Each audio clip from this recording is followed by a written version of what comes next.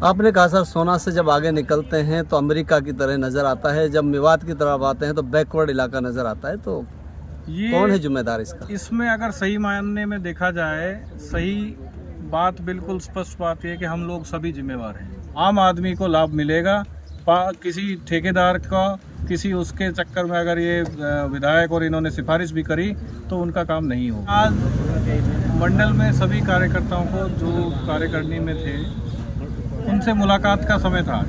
आज उनसे मुलाकात, आपसी बातचीत, आपसी परिचय का टाइम था और इस बैठक में हमारे माननीय जिलाध्यक्ष जी को आना था, लेकिन एक अर्जेंट बैठक उनकी आ गई जिसको हम अवॉइड नहीं कर सकते थे, इसलिए मैं यहाँ आ गया और वो उस बैठक में चले गए।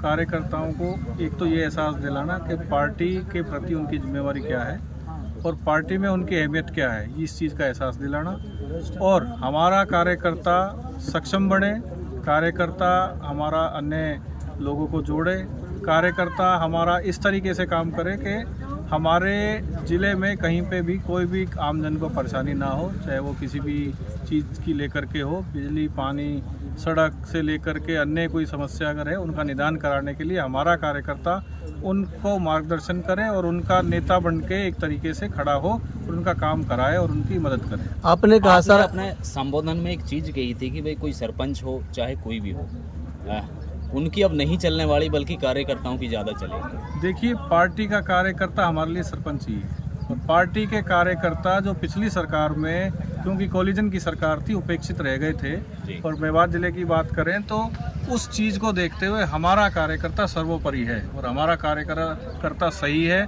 और हमारा कार्यकर्ता को सम्मान मिलेगा, उसके कहने पे काम होंगे, ये स्पष्ट है। अब जो सरपंच वाली बात आप कर रहे हो, सरपंच का काम अपनी जगह है, कार्यकर्ता का काम अपनी जगह है। आपने कहा सर, सोना से जब आगे निकलते हैं तो अमेरिका की तरह नज़र आता है, जब मेवात की तरफ आते हैं तो बैकवर्ड इलाका नज़र आता है, तो ये कौन है जिम्मेदार इसका?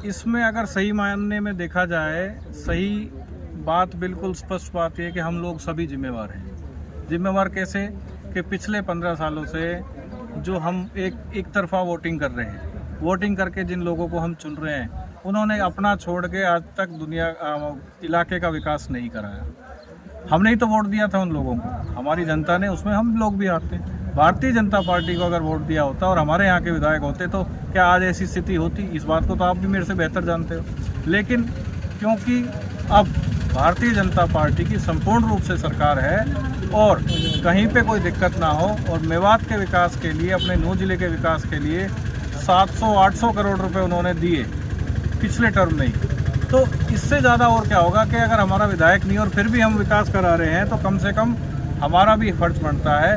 मैं भी आम जनता में आता हूँ, पार्टी में भी आता हूँ, लेकिन आम जनता के होने के नाते हमारे को कम से कम भारतीय जनता पार्टी का सपोर्ट करना चाहिए और इनके अगली बार हमारे को विधायक भी बना के भेजने हैं और सारा सिस्टम भारतीय जनता पार्टी के हिसाब से। अच्छा, फिरोजपुर झिरका की अगर बात करें, बीओ कॉलेज है फिरोजपुर झिरका में, लेकिन महज 2 कमरों में वो कॉलेज सिमट कर रह गई, अभी तक उसका निर्माण नहीं हो पाया।